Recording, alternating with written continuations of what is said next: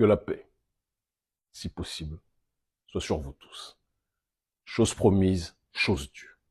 J'avais énoncé que j'allais m'exprimer quelques jours après ma conférence de presse donnée à Niamey, qui a provoqué plus que jamais l'hystérie du gouvernement béninois, qui n'est pas habitué à être exposé lorsque lui-même agit dans son extrême opacité pour conclure des accords de néocolonialité qui le poussent à se soumettre aux intérêts économiques et militaires du gouvernement français.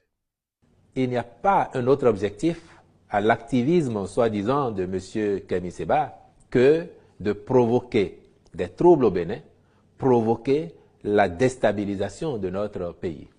Il est important avant toute chose que je remercie les innombrables Béninois et Béninoises qui un peu partout en commentaire sur les réseaux sociaux ont donné leur désapprobation face à la campagne massive de dénigrement.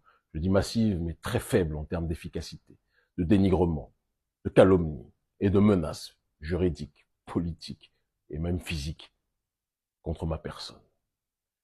L'effet voulu et recherché par le gouvernement béninois a visiblement échoué.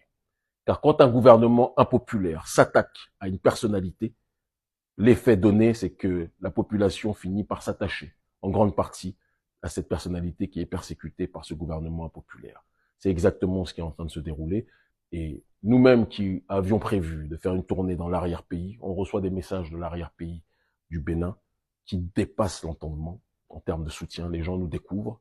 On était déjà très connus dans les grandes villes, mais les gens maintenant nous découvrent dans l'arrière-pays. C'était la partie qui nous restait à conquérir, à toucher. Et donc, on ne peut que remercier les conseillers en communication que sont les gouvernements, que sont les membres du gouvernement béninois qui ne réfléchissent tellement pas. Ils pensent qu'en diabolisant quelqu'un, c'est comme ça que vous ferez taire sa voix. Mais soit, vous l'aurez compris, je ne vais pas tomber au niveau de bêtises et de vilainie du gouvernement béninois. Je ne vais pas insulter leur famille comme ils le font avec moi. Je ne vais pas insulter leurs parents comme ils le font avec moi. Je ne vais pas inventer des états psychiatriques comme ils le font avec moi. Non. Je pense que le message et le combat politique d'autodétermination, de souveraineté mérite un peu plus de classe, mérite un peu plus que ça. Il s'agit de l'État béninois que nous devons sauver, car le président Talon a traîné notre pays dans la boue.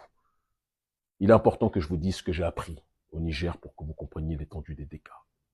J'étais venu initialement à Niamey, invité par les autorités, en compagnie de ma grande sœur, meilleure amie féminine dans cette lutte, qui est la grande sœur Nathalie Yamb.